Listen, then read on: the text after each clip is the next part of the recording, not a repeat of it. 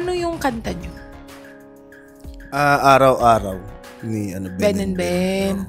Di ba nga, sanay kayo sa solo kayo. Paano naman yung naging transition nyo into a group? Hindi ba kayo nahirapan, pag-adjust? Actually, personal opinion, kaya feeling ko kaya hindi kami nahirapan kasi lahat kaya mag-giveaway. So parang wala yung parang, ay, ba't ganyan lang yung akin? Walang bida-bida. So parang ang mindset namin, kailangan magtunog kaming maganda as trio. Hindi yung parang lahat gusto bumirit, lahat gusto gumanto. Kasi, I mean, competition to and lalabas to sa TV. So, parang ang una ko naisip, ay, baka hindi maiwasan na mag-agawang kami sa parts na parang, oh, ba't sa akin ganyan lang? Tapos ikaw, bilit-bilit.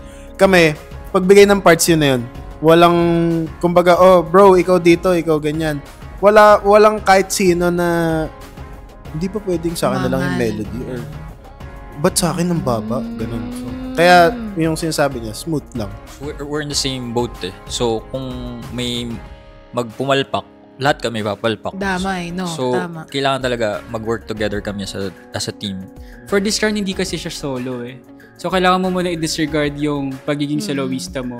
Pero kailangan dito makita nila yung strength mo, paano ka makipag duet, makipag-trio, ganyan, makipag-harmonize. Kasi, let's face it, after ng The Clash, magiging ganito yung kantahan sa labas. So, dito pa lang natatrain na yung bawat isa sa amin. And I'm just really happy and blessed na sila yung naging ka-group ko. Hindi talaga sila mahirap kausap.